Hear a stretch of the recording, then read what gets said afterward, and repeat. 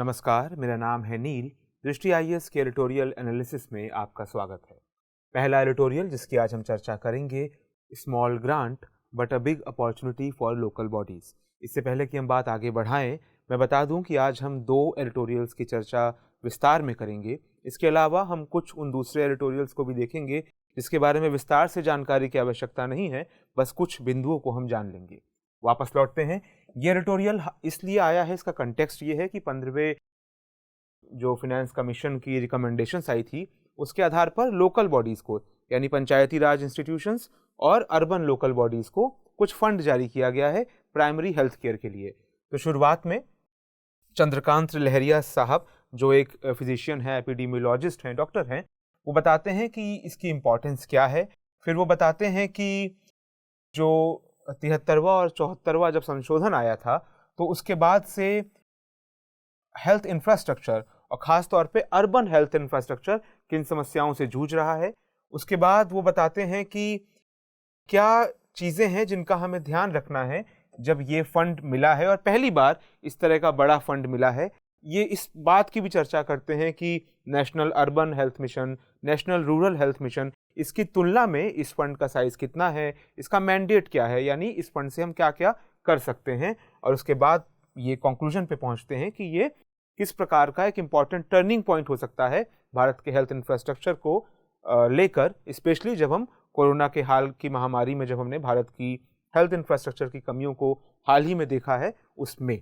तो अब हम डिटेल में इसको जानते हैं।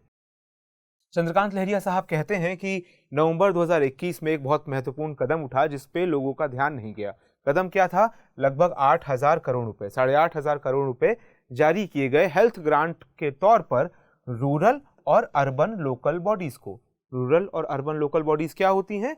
ग्रामीण स्तर पर पंचायत और शहरी स्तर पर जो अर्बन लोकल बॉडीज होती हैं, यानी ब्लॉक लेवल पे और डिस्ट्रिक्ट लेवल पे।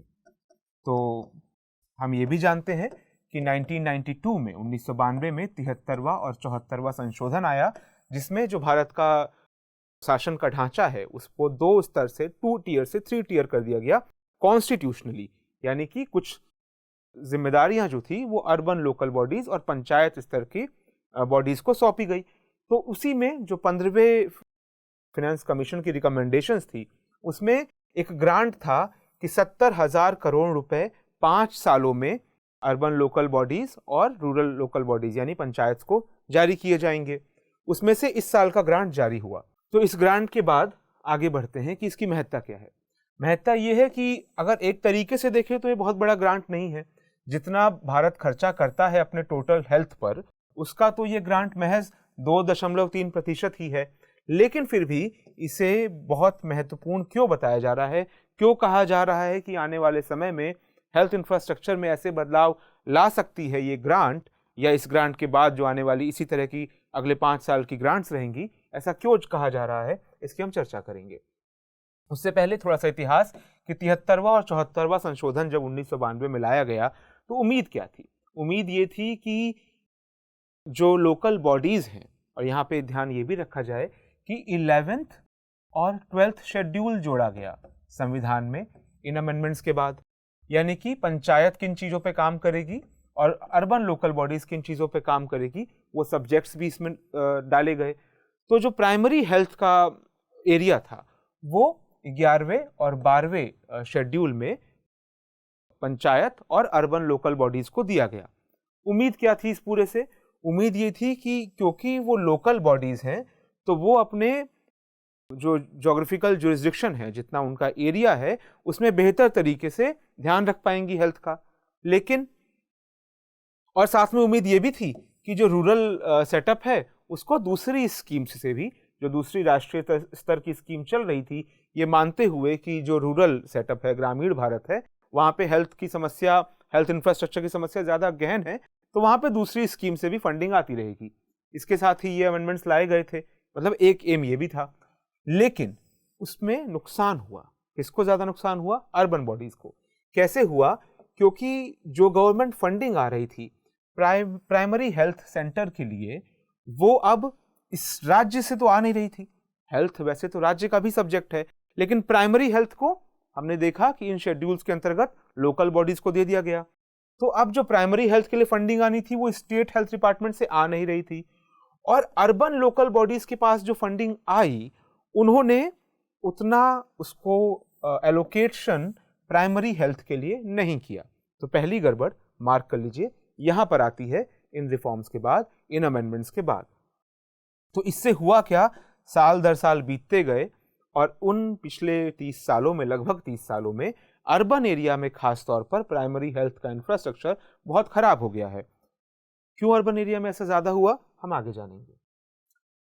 तो इसका एक कारण यह है कि अर्बन एरिया में प्राइमरी हेल्थ का इंफ्रास्ट्रक्चर ज्यादा खराब है। उसका कारण यह है कि 2005 में नेशनल रूरल हेल्थ मिशन आ गया, जिसका एम क्या था कि गांवों में प्राइमरी हेल्थ केयर सिस्टम को सुधारा जाए।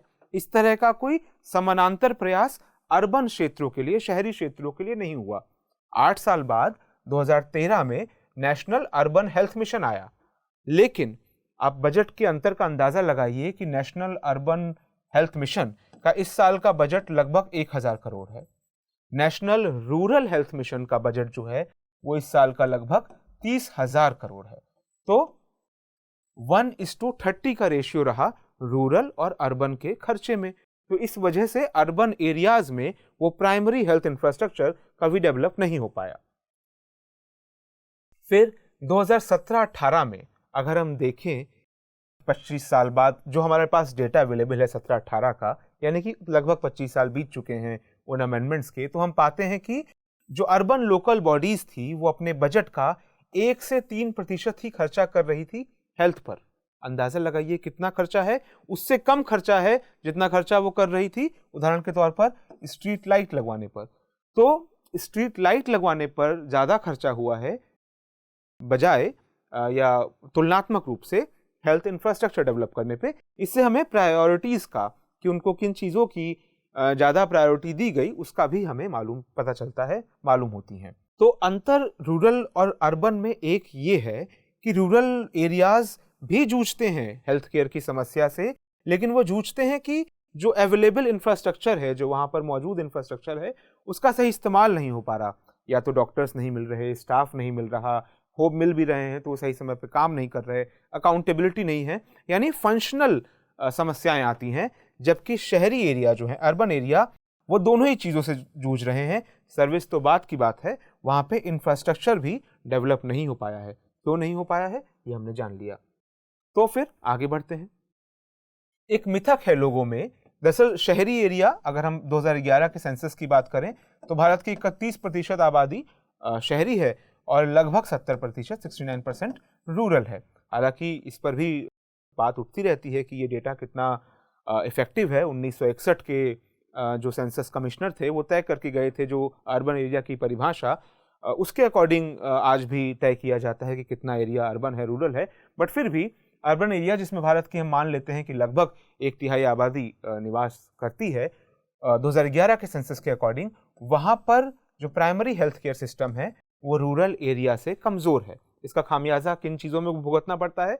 हर साल जब डेंगू, चिकनगुनिया की महामारियाँ उभरती हैं, या फिर हाल ही में जब कोरोना का संकट आया, तो जो टेस्टिंग सर्विसेज थी, जो कंसल्टेशन की ज़रूरत होती थी, डॉक्टर से बातचीत करने की आवश्यकता थी, बहुत लोकलाइज स्तर पर, सब कोई बड़े अस्पताल तक नहीं पहुंच सकता था। तो ऐसे में इस कमी को एक्यूटली, शार्पली महसूस किया गया।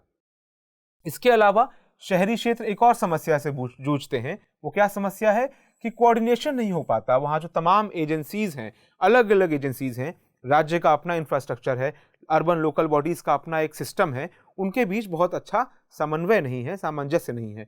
उदाहरण के तौर पर दिल्ली में जब मोहल्ला क्लिनिक की बात चली तो जो दिल्ली की जो 3 म्युनिसिपल कॉरपोरेशन थे, उन्होंने कई बार ज़मीन देने से इनकार किया, कई बार बन रहे मोहल्ला क्लिनिकों को तोड़वाया भी गया, ऐसा ये एडिटोरियल कहता है।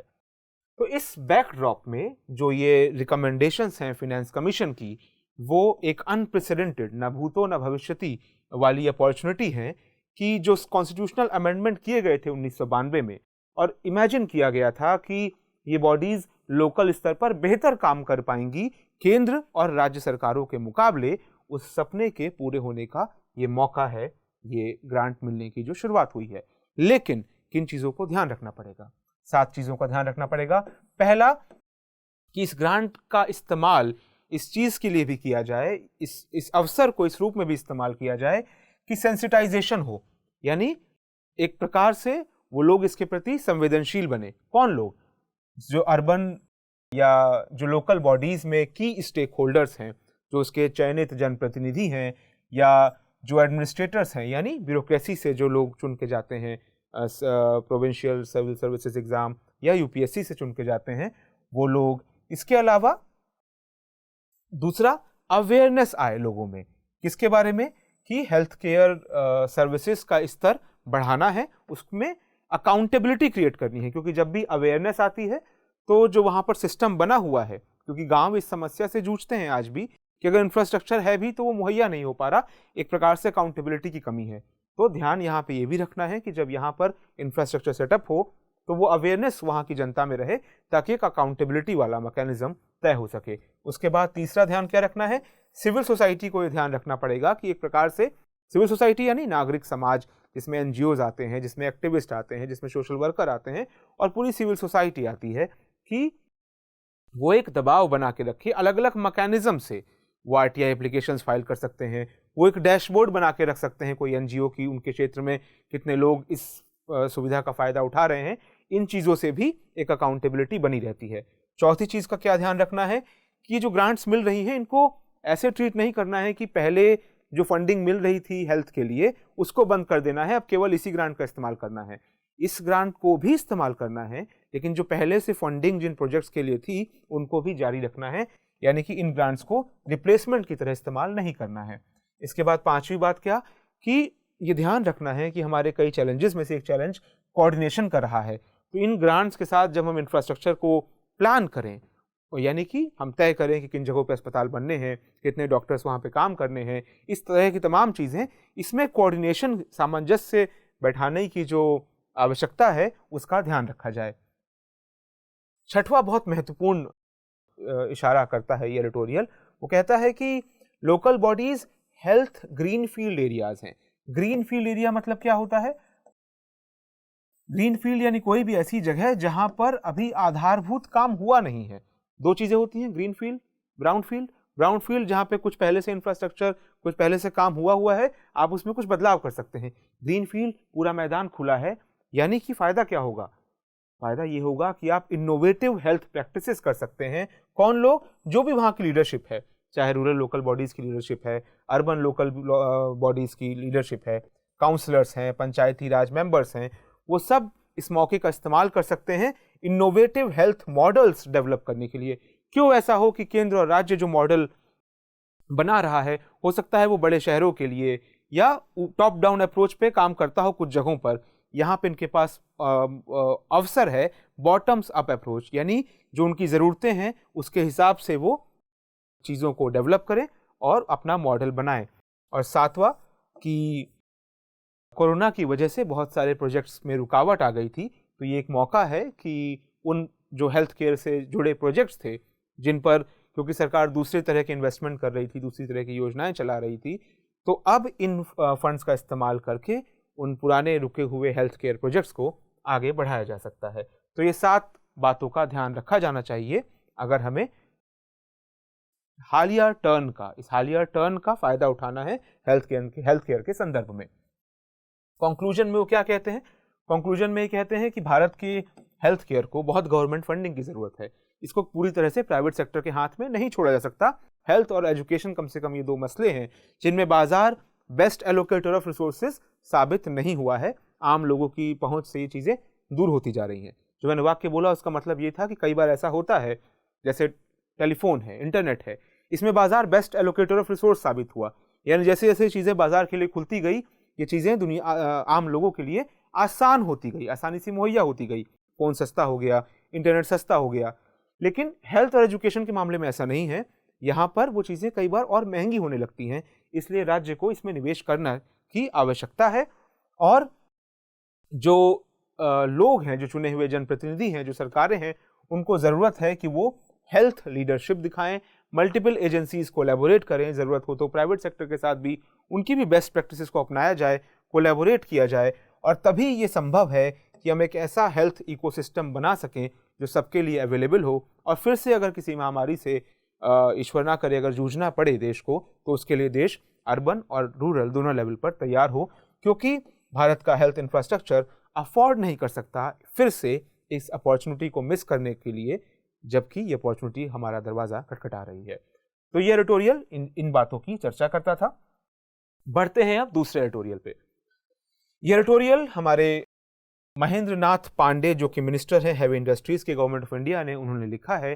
वो बात करते हैं कि इलेक्ट्रिक व्हीकल्स की जो रेलेवेंस है अभी के प्रेजेंट में और फ्यूचर में हो सकती है, उसकी टाइटल देते हैं ड्राइविंग इनटू द फ्यूचर। क्या कहते हैं वो, पहले हम जान लेते हैं एक ब्रॉड आउटलुक, उसके बाद हम डिटेल में जानेंगे। ब्रॉडली वो कहते हैं कि भारत में अभी एक ट्रांसपोर्ट रेवोल्यूशन का जो दुनिया में माहौल बना हुआ है, भारत के पास ये मौका है कि उसमें अपनी हिस्सेदारी का वो क्लेम करे। फिर वो बताते हैं कि भारत किस प्रकार से जुड़ा हुआ है इलेक्ट्रिक व्हीकल की इंडस्ट्री से, और भारत के जो क्लाइमेट गोल्स हैं उनसे इसका सामंजस्य कैसे बैठता है, वो थोड़ी सी उसकी चर्चा करते हैं। इसके बाद वो बताते हैं कि दुनिया में इस समय क्या क्या बड़े बड़े बदलाव हो रहे हैं, कैसे बैटरी रेवोल्यूशन हो रहा है, नई तकनीकों का रेवोल्यूशन हो रहा है, और क्या क्या इसमें संभावनाएं मौजूद हैं। तमाम तरह के कंज्यूमर प्रोडक्ट्स में भी बैटरी का इस्तेमाल हो रहा है, इलेक्ट्रिक टेक्नोलॉजी का इस्तेमाल हो रहा है, उनकी डिमांड क्योंकि बढ़ रही है, तो फिर ऐसे में इलेक्ट्रिक व्हीकल की टेक्नोलॉजी केवल इलेक्ट्रिक व्हीकल सेक्टर को फ़ायदा नहीं पहुंचाएगी, दूसरे सेक्टर में भी इसका फ़ायदा पहुंचेगा। इसके बाद वो गवर्नमेंट की कुछ स्कीम्स की बात करते हैं जो इस विषय में उठाई जा चुकी हैं, और इसके आधार पर वो आशा जताते हैं कि हम भारत क्या क्या फ़ायदे उठा सकेगा अपने इम्पोर्ट बिल के संदर्भ में, ग्लोबल बिजनेस में अपनी हिस्सेदारी के संदर्भ में, इत्यादि आदि। तो ये ब्रॉड आउटलुक है। अब हम डिटेल में जानते हैं। तो इसमें मंत्री जी कहते हैं कि भाई भारत जो है वो 5वां सबसे बड़ा कार मार्केट है दुनिया में, और इसके पास ये पोटेंशियल है कि ये टॉप 3 में शामिल हो सके। क्यों शामिल हो सके कि अनुमान है कि 2030 तक 40 करोड़ नए कस्टमर कार्स की तलाश कर रहे होंगे भारतीय मार्केट में। वो कहते हैं इसमें संभावनाएं हैं कि हम एक ऐसी स्थिति में पहुंच जाएं जहां हमारी सड़कें जाम हो जाएं, हमारा तेल का इंपोर्ट बिल और बढ़ जाए। दूसरी संभावना क्या है?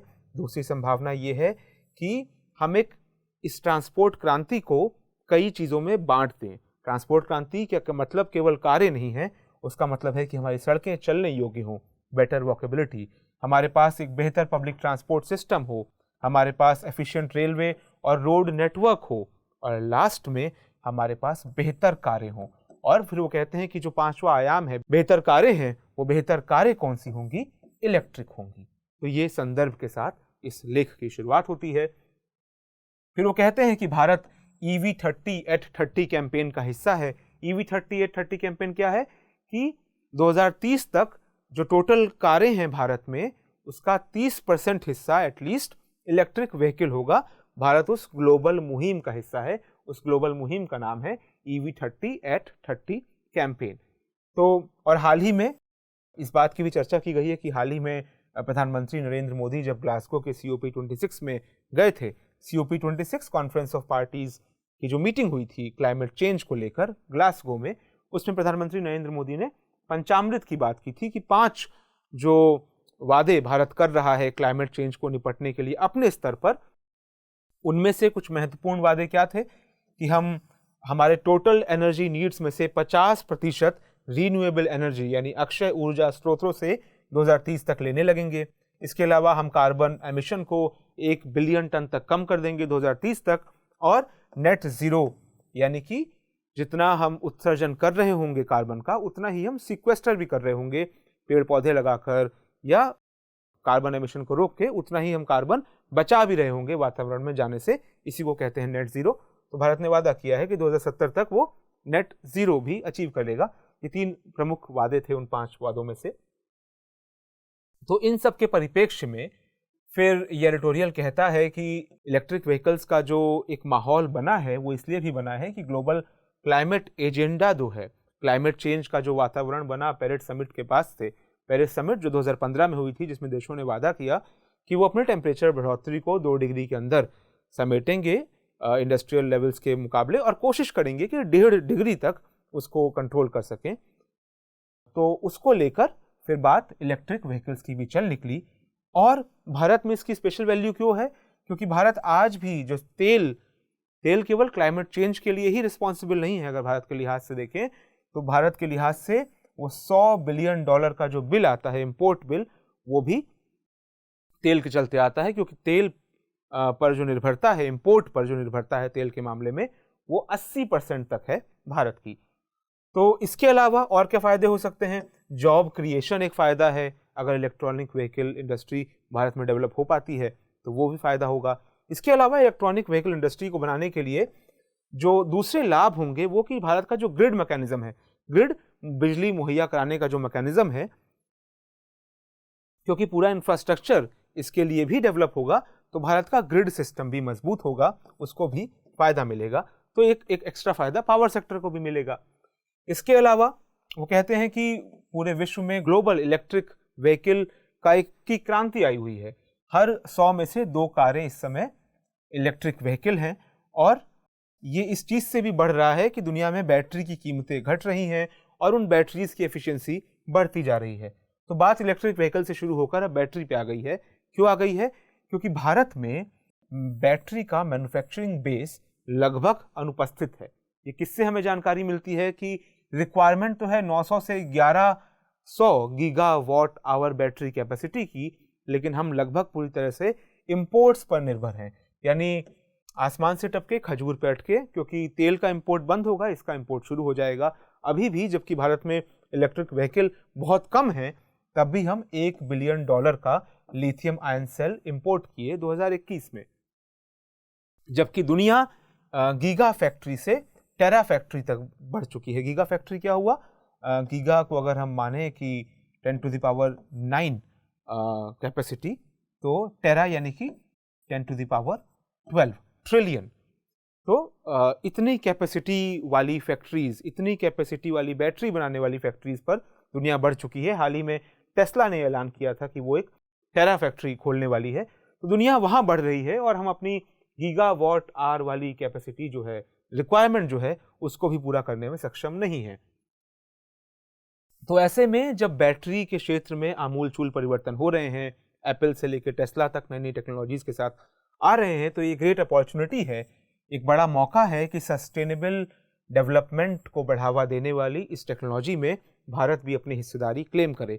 वो क्लेम करने की आवश्यकता इसलिए भी है क्योंकि भारत ने पहले ही कहा था कि हम 2030 तक 450 गीगावाट एनर्जी रिन्यूएबल सोर्सेज से प्राप्त करेंगे, और हाल ही में प्रधानमंत्री इसको ग्लासगो में 500 तक बढ़ा आए हैं अपने टारगेट को। तो इस टारगेट को अचीव करने के लिए भी हमें इस टेक्नोलॉजी लेवल पर ध्यान देने की आवश्यकता है, इस टेक्नोलॉजी में अपने स्टेक क्लेम करने की आवश्यकता है। इसके अलावा जैसे जैसे भारत में आमदनी बढ़ रही है, कई दूसरी चीज़ों की डिमांड भी बढ़ रही है। फ़ोन की डिमांड बढ़ रही है, पावर बैंक्स की डिमांड बढ़ रही है, लैपटॉप, आईपैड, इस तरह की चीज़ों की डिमांड लगातार बढ़ेगी। ये सब चीज़ें चलती हैं बैटरीज पर। तो ऐसे में एडवांस्ड बैटरीज भी एक इम्पॉर्टेंट सेगमेंट है जिसके विकास पर भारत को ध्यान देना होगा 21वीं शताब्दी में। भारत ने इसके लिए कई कदम उठाए हैं। क्या बड़े बड़े कदम उठाए गए हैं? सबसे 3 हम स्कीम्स की बात करेंगे। ये एडिटोरियल 3 स्कीम्स की बात करता है कि पहले तो एक फेम स्कीम लॉन्च की गई थी, faster adoption and manufacturing of electric vehicles. इसका पहला फेज 2015 में आया, फिर दूसरा फेज आया 10,000 करोड़ का, जिसमें इलेक्ट्रॉनिक व्हीकल इकोसिस्टम को बढ़ाने की बात की गई। बेसिकली इलेक्ट्रॉनिक व्हीकल्स के उत्पादन को बढ़ाने के लिए इसमें सहायता का प्रावधान था, और हाइब्रिड व्हीकल्स भी, यानी जो तेल पे भी चलते हैं और उनमें एक मोटर यानी बैटरी संचालित उपकरण भी लगे होते हैं, बैटरी संचालन की भी सुविधा होती है, उनके लिए ये सुविधा थी। फेम स्कीम भारत सरकार द्वारा लॉन्च की गई थी। उसके अलावा 2 स्कीम और आई। पीएलआई स्कीम क्या होती है? प्रोडक्ट लिंक्ड इंसेंटिव स्कीम, कई सेक्टर्स के लिए लॉन्च की गई। उसमें होता ही है कि कहा जाता है डोमेस्टिक कंपनियां या इवन फॉरेन कंपनीज भी आकर भारत में डोमेस्टिक स्तर पर उत्पादन करें, तो उसके बाद जो वो बेचेंगी उस पर इनको इंसेंटिव दिया जाएगा, यानी प्रोडक्शन लिंक्ड इंसेंटिव। आप डोमेस्टिक स्तर पर आकर प्रोडक्शन कीजिए, हम बाहर से इंपोर्ट करके नहीं बेचेंगे। तो 2 स्कीम लॉन्च की गई पीएलआई स्कीम। एक एडवांस्ड केमिस्ट्री सेल के लिए। एडवांस्ड केमिस्ट्री सेल क्या होता है ये भी जान लीजिए। ये नए प्रकार के सेल्स हैं जिसमें जो इलेक्ट्रिकल एनर्जी है वो इलेक्ट्रोकेमिकल फॉर्म में स्टोर होती है, और फिर उसको जब यूज किया जाता है तो वापस इलेक्ट्रिकल एनर्जी में चेंज हो जाती है। इसको आप यूँ भी समझ सकते हैं कि कई नई तकनीक ऐसी आ गई हैं, जैसे एक आयरन एयर बैटरी आई है जो, या उसकी तकनीक का अभी प्रदर्शन किया गया है। आयरन को ऑक्सीडाइज करके, यानी फॉर्म से रस्ट फॉर्म में केमिकल एनर्जी स्टोर की जाती है, और जब वापस उसमें से एनर्जी निकाली जाती है, यानी उसका बैटरी की तरह उपयोग किया जाता है, तो वो रस्ट वापस से आयरन में कन्वर्ट हो जाता है और एनर्जी हमें मिल जाती है। तो इस प्रकार की एडवांस्ड सेल्स जो हैं, ध्यान दीजिएगा यहाँ पे लिथियम का इस्तेमाल भी नहीं हुआ, तो ये और एडवांस्ड केमिस्ट्री सेल हैं, इसके लिए भी पीएलआई स्कीम लॉन्च की गई। इसके अलावा ऑटो और ऑटोमोटिव कंपोनेंट्स के लिए भी, खासतौर पे इलेक्ट्रिक व्हीकल्स के कंपोनेंट्स के लिए भी एक पीएलआई स्कीम लॉन्च की गई। तो इस प्रकार से हमने देखा कि FAME 2 PLI scheme advanced chemistry cell के लिए और पीएलआई स्कीम ऑटोमोटिव कंपोनेंट्स के लिए इलेक्ट्रिक व्हीकल के, ये 3 स्कीम लॉन्च की गई हैं, जिससे उम्मीद क्या है कि भारत ना सिर्फ अपने फॉरेन रिजर्व को बचा पाएगा, जो अभी उसको इंपोर्ट बिल चुकाने के लिए देना पड़ता है, चाहे वो तेल का हो, चाहे वो इन बैटरीज के इंपोर्ट के लिए हो, साथ ही भारत इलेक्ट्रिक व्हीकल्स के उत्पादन का हब भी बन सकता है, क्योंकि बाकी सुविधाएं हमारे पास हैं। हमारे पास एक अच्छा ऑटो सेक्टर है, हमारे पास उसकी डिमांड वाला मार्केट है, हमारे पास तकनीक से लैस लोग हैं, रिसोर्स हैं, लेकिन इन सबको एक जगह पे लाने की आवश्यकता रही है, और इन सब के साथ भारत अपने पेरिस क्लाइमेट चेंज एग्रीमेंट में किए गए वादों को भी पूरा कर पाएगा, अगर ये चीज़ें लागू होती हैं तो। क्योंकि इन 3 स्कीम से ही लगभग 1 लाख करोड़ का इन्वेस्टमेंट भारत में आएगा, जिससे अगर ये सक्षम होता है, सफल होता है, तो फिर इंपोर्ट बिल में 2 लाख करोड़ की कमी आएगी तेल के इंपोर्ट बिल में। और दूसरा जो इंपोर्ट सब्स्टिट्यूशन है, यानी कि कई बैटरीज नहीं मंगवानी पड़ेंगी, कई औजार नहीं मंगवाने पड़ेंगे, कई चीज़ें नहीं मंगवानी पड़ेंगी, उसको कहते हैं इंपोर्ट बिल सब्स्टिट्यूशन। जो अब तक आप बाहर से मंगवा रहे थे, अब आप खुद प्रोड्यूस कर पाएंगे, तो 1.5 लाख करोड़ का इंपोर्ट बिल सब्स्टिट्यूशन भी होगा। तो इस प्रकार से टोटल 3.5 लाख करोड़ का फायदा होने की उम्मीद है, अगर इलेक्ट्रिक व्हीकल सेगमेंट पे और बैटरीज के उत्पादन पे और उनसे जुड़ी तकनीक पर भारत ध्यान दे पाता है तो इसी के साथ ये एडिटोरियल समाप्त होता है। इसके अलावा कुछ दूसरे एडिटोरियल्स भी थे, जिनको कई कारणों से पूरी तरह एक्सप्लेन नहीं किया जाएगा, लेकिन हम जान लेंगे कि उसमें महत्वपूर्ण बात क्या थी। एक एडिटोरियल आया कि क्रिप्टो जीनी को कंट्रोल कैसे किया जाए। उसमें मेन बात ये थी कि क्रिप्टो करेंसी का जो पूरा जोर है वो इस बात पे है कि वो पूरी तरह से एनोनिमस रहती है। वहाँ किसी की पहचान कर पाना बहुत मुश्किल होता है कि इसको किसने किसको भेजा है और किसने इसको प्राप्त किया है। तो एनोनिमिटी और प्राइवेसी इसका सबसे बड़ा अट्रैक्शन है, जिसकी वजह से पूरी दुनिया इसके पीछे लगी हुई है, और यही कारण है कि सरकारें इसके प्रति चिंता में हैं। उसके बाद ये एडिटोरियल कहता है कि इसको लेकर सरकारों का रवैया 2 एक्सट्रीम्स पर रहा है। एक एक्सट्रीम पे चाइना है, जिसने इसको पूरी तरह से बैन कर दिया और अपनी एक सेंट्रल बैंक की डिजिटल करेंसी लेकर आया। दूसरे एक्सट्रीम पर एल सल्वाडोर है, जिसने कहा है कि वो वहाँ पर लीगल करेंसी की मान्यता देगा, बिटकॉइन को। बाकी सब देश, ये एडिटोरियल कहता है कि इसके बीच में है, वो थोड़ा सा रेगुलेशन भी कर रहे हैं और एक अपनी सेंट्रल बैंक की क्रिप्टो करेंसी भी लेकर आ रहे हैं, डिजिटल करेंसी भी लेकर आ रहे हैं। इनमें क्या अंतर होता है, इसकी डिटेल में हम अभी नहीं जाएंगे। कभी कोई दूसरा बेहतर एडिटोरियल आएगा, कॉम्प्रिहेंसिव एडिटोरियल आएगा, तो हम इन बातों की चर्चा करेंगे। आखिर में बस एक बात हम यहाँ पे बता देते हैं, क्योंकि एक बिल आने वाला है विंटर सेशन में, जो क्रिप्टो करेंसीज के संदर्भ में आने वाला है, और उसमें 2 बातों की उम्मीद है कि ज़्यादातर क्रिप्टो करेंसीज को बैन किया जाएगा, कुछ एक एक्सेप्शंस को छोड़कर, ताकि उस तकनीक का इस्तेमाल होता रहे। क्योंकि जोर इस बात पर रहेगा कि जो ब्लॉकचेन तकनीक है, उसमें भविष्य के लिए बहुत सारी संभावनाएं छिपी हैं। तो ब्लॉकचेन तकनीक के इस्तेमाल को इनेबल करने के लिए ध्यान दिया जाएगा इस बिल में, जो क्रिप्टो करेंसीज पे आने वाला है। इस बिल का नाम होगा regulation of official digital currency bill 2021। और दूसरा ध्यान किस बात पे होगा कि फैसिलिटेट किया जाए कि जिस तरह से दुनिया के कई सरकारी बैंक, केंद्रीय बैंक जैसे चाइना में, उसी प्रकार से भारत का आरबीआई भी अपनी एक डिजिटल करेंसी लेकर आ सके। और इसके अलावा ये एडिटोरियल अंत में कहता है कि क्रिप्टो करेंसी के जो चैलेंजेस हैं, जिसमें एनोनिमिटी और प्राइवेसी शामिल है, उसके हवाला यानी एक प्रकार से मनी लॉन्ड्रिंग, हवाला जैसे दुरुपयोग रोकने के लिए पूरी दुनिया को साथ आने की ज़रूरत है। इतनी सी बात ये एडिटोरियल कहता है। इसके अलावा एक एडिटोरियल आया एक अखबार में, जो मुनव्वर फारूकी एक स्टैंड अप कॉमेडियन है, उन्होंने हाल ही में एक सोशल मीडिया पोस्ट की कि आज से वो कोई अपना शो करना नहीं चाहेंगे, क्योंकि उन पर उनके शो कैंसिल करवाए जा रहे हैं कई संस्थाओं द्वारा। इसमें हमें क्या ध्यान रखना है अपने लिए, सुप्रीम कोर्ट का एक जजमेंट आया था। तो एक कंटेक्स्ट भी जान लेते हैं। कंटेक्स्ट ये है कि कुछ लोग इनके विचारों से असहमत हैं, या ऐसा वो क्लेम करते हैं कि वो इनके विचारों से असहमत हैं। इस आधार पे वो धमकी देते हैं कि आपके शो नहीं होने दिए जाएंगे। तो हाल ही में बेंगलोर के पुलिस चीफ ने ऑर्गेनाइजर्स को लिख कर कहा कि आप इसको रिकंसिडर करें कि आप ये वहाँ मुनव्वर फारूकी का शो ना होने दिया जाए, पब्लिक डिस्टर्बेंस हो सकता है। तो इस पर ये एडिटोरियल है, सुप्रीम कोर्ट के एक जजमेंट को वो रेफर करता है। ये जजमेंट हम सबके पास हम लोग को मालूम होना चाहिए, यूपीएससी एस्पिरेंट्स के तौर पे भी, सजग नागरिक के तौर पे भी। सुप्रीम कोर्ट का ऑब्जर्वेशन था कौन से केस में? S Rangarajan versus Jagjivan Ram 1989 case में। क्या था कि फ्री स्पीच को अगर दबाया जाए इस आधार पे कि उसके खिलाफ लोग डेमोन्स्ट्रेशन कर सकते हैं, उसके खिलाफ लोग प्रदर्शन कर सकते हैं, तो फिर हम ये नहीं मान सकते कि कहीं पर रूल ऑफ लॉ है। यानी कि ब्लैकमेल और इंटिमिडेशन पर सरकारों को ध्यान नहीं देना चाहिए। अगर सरकारें इनके सामने झुकने लगी तो रूल ऑफ लॉ नहीं रहेगा, रूल ऑफ लॉ नहीं रहेगा तो डेमोक्रेसी भी नहीं रहेगी। इस एडिटोरियल का ऐसा क्लेम है। इसके बाद अगले एडिटोरियल में एक छोटी सी हमें चर्चा कर लेनी है बस, कि हाल ही में एक एसबीआई की रिपोर्ट आई थी जिसमें कहा गया था कि भारत में फॉर्मलाइजेशन, यानी कि इकोनॉमी जो है इनफॉर्मल से फॉर्मल की तरफ बढ़ी है। ये एडिटोरियल क्लेम करता है कि ऐसा नहीं है। ये कहता है कि उस एसबीआई की रिपोर्ट में कहा गया कि भारत में जो इनफॉर्मल सेक्टर 2018 तक 52% था, वो अब घट के 15-20% रह गया है। ये एडिटोरियल कहता है कि ऐसा नहीं है।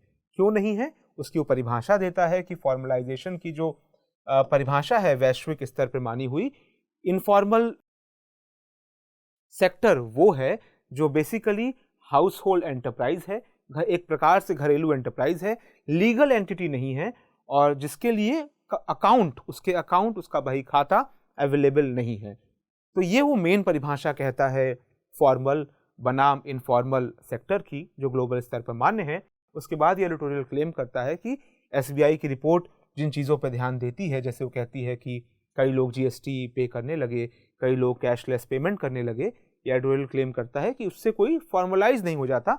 इन चीज़ों से बस ये होता है, चाहे आप जीएसटी दे रहे हैं, चाहे आप कैशलेस पेमेंट करने लगे, इससे केवल इतना होता है कि आपकी एक पहचान राज्य को मिलने लगती है, आप एक ट्रेल छोड़ने लगते हैं, लेकिन इसको फॉर्मलाइजेशन ना समझा जाए।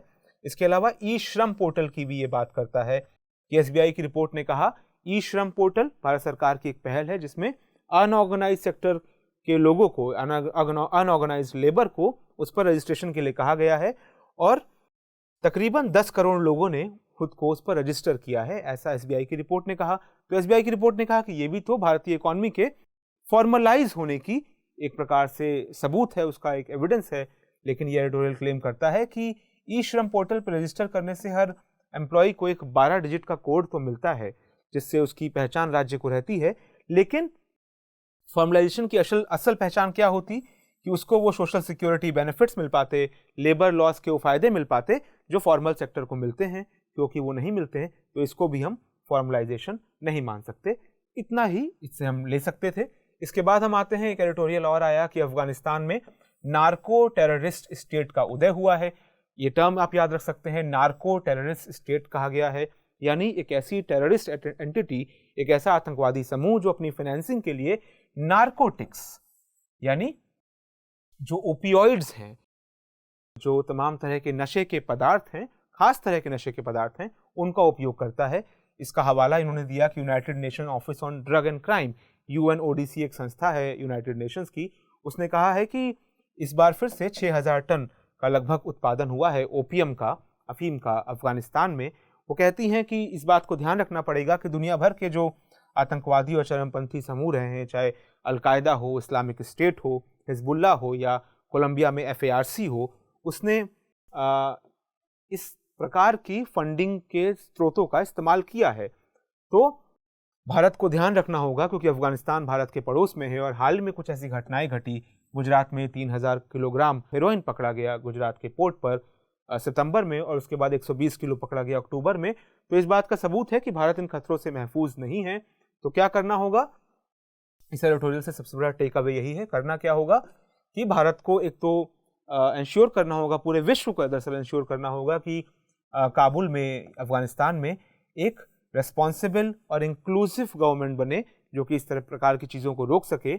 दूसरा, किसी भी प्रकार के मानवाधिकार वाले संकट को वहाँ उपजने से रोकना होगा, क्योंकि अगर अफगानिस्तान में ह्यूमैनिटेरियन क्राइसिस आता है तो ज़्यादा चांसेस हैं कि वहाँ पे कानून का राज्य बहाल ना हो सके, और अगर कानून का राज बहाल नहीं होगा तो हेरोइन, अफीम, इसका उत्पादन वहाँ से बढ़ेगा। इसके अलावा भारत ने जैसे हाल ही में दिल्ली रीजनल सिक्योरिटी डायलॉग किया, जिसमें कई सेंट्रल एशियन कंट्रीज जो अफगानिस्तान के पड़ोसी हैं वो शामिल हुए, इस प्रकार की दूसरी पहलें भी करते रहना होगा सेंट्रल, वेस्ट और पूरे दक्षिण एशिया में, जिससे कि इस प्रकार की जो गतिविधियां हैं हेरोइन और अफीम के उत्पादन का जो खतरा है, उनसे एक साझा मंच पर उसके खिलाफ आवाज उठाई जा सके, उससे देश को बचाया जा सके। अंतिम एडिटोरियल जो आज का है उसके बारे में वो है डेमोग्राफिक ट्विस्ट के बारे में। हाल ही में नेशनल फैमिली हेल्थ सर्वे का 5वां संस्करण आया, जिसमें कहा गया कि भारत की फर्टिलिटी रेट 2 पे आ गई है। फर्टिलिटी रेट यानी कि औसतन एक दंपति, एक कपल कितने बच्चों को पैदा करेंगे, तो अगर वो 2 पे आ गई है यानी रिप्लेसमेंट लेवल माना जाता है 2.1 कि जितने लोग जो मृत्यु दर रहेगी वो बैलेंस हो जाएगी इस बर्थ रेट से। 2 यानी कि हम रिप्लेसमेंट लेवल से भी थोड़ा नीचे आ गए हैं। तो इस बात को आधार बना के वो ये एडिटोरियल क्लेम करता है कि भारत में ये जो दर है, जन्म दर है जो 2 पे पहुंची है, ये पूरे भारत में समान नहीं है। कुछ राज्य जैसे कि यूपी और बिहार में ये अभी भी 3.4 से 3, और बिहार के मामले में 3.4 से 3, और यूपी के मामले में 2.7 से 2.4 पहुंची है, जबकि कई दक्षिण के राज्यों में जैसे केरला और तमिलनाडु में ये 1.7 और 1.8 पहुंच गई है, यानी कुछ जगहों पे बहुत ज़्यादा नीचे जा चुकी है। तो ऐसी जगहें ये एडिटोरियल क्लेम करता है कि हम जल्दी पाएंगे ऐसी समस्याओं से जूझेगी जैसे लेबर की कमी, श्रम की कमी, तो वो श्रम इन स्टेट से सप्लाई हो सकेगा। तो एक प्रकार से पूरे भारत को एक दूसरे राज्यों को एक दूसरे से सहायता मिलेगी। उस स्थिति में हमें ये ध्यान रखना होगा कि जब पॉपुलेशन की समस्या बहुत बढ़ी थी तो जो 42nd अमेंडमेंट आया था उसमें एक प्रोविजन लाया गया था। उस प्रोविजन से पहले एक और बात हम जान लें कि भारत में लोकसभा सीट्स जो हैं उनका संविधान में प्रोविजन है कि वो पॉपुलेशन के कॉरस्पॉन्डिंग रहेंगी, यानी प्रति एक एवरेज पॉपुलेशन पर एक लोकसभा सीट रहेगी। लेकिन इस प्रोविजन को 42nd अमेंडमेंट जब संविधान में आया इमरजेंसी के दौर में, तो उसको फ्रीज कर दिया गया कि 1971 के सेंसस के अकॉर्डिंग ही भारत में लोकसभा सीट्स का डिलिमिटेशन हुआ रहेगा, यानी कि उसके बाद पॉपुलेशन को अकाउंट में नहीं लिया जाएगा। ऐसा क्यों किया गया था? क्योंकि डर यह था कि जिन राज्यों की जनसंख्या बहुत तेजी से बढ़ रही है वहां पे प्रतिनिधित्व ज्यादा हो जाएगा, और जो राज्य बेहतर तरीके से प्रबंधन कर रहे हैं अपनी जनसंख्या का, खासतौर पर दक्षिण राज्य, वो फिर इसके मामले में पिछड़ने लगेंगे, अपने प्रतिनिधित्व के मामले में लोकसभा में, राज्यसभा में पिछड़ने लगेंगे। तो उनको पेनलाइज ना किया जाए उसके लिए ये चीज़ लाई गई थी। बट जब भारत अब रिप्लेसमेंट लेवल पर आ चुका है तो ऐसे प्रावधानों को पुनर्विचार की ज़रूरत है। इसके अलावा ये एडिटोरियल ये भी कहता है कि फाइनेंस कमीशन भी अब तक ये करता रहा है कि जो राज्य बहुत बेहतर पॉपुलेशन प्रबंधन कर रहे हैं उनको थोड़ा फ़ायदा मिलता है, उनको ज़्यादा बेनिफिट मिलता है उस सेंट्रल पूल में से जो शेयर की सिफारिश फाइनेंस कमीशन करता है उसमें।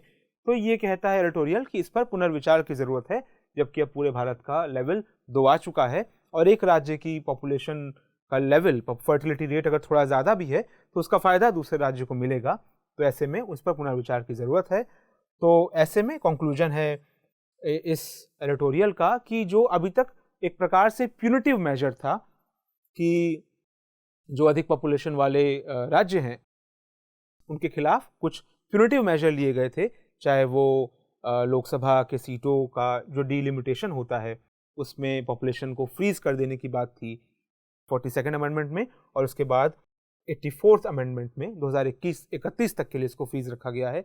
इस प्रकार के प्यूनिटिव मेजर हो, या फाइनेंस कमीशन जब इस बात पर ध्यान देता है कि जनसंख्या जो रोकने के तरीके अपनाए जा रहे हैं वो कितनी कुशलता से राज्यों द्वारा अपनाए जा रहे हैं, और उसके आधार पर वो कुछ राज्यों को अधिक शेयर देता है सेंट्रल पूल में से। तो इस प्रकार के प्यूनिटिव मेजर्स की आवश्यकता कितनी रह गई है, इस पर पुनर्विचार की आवश्यकता है।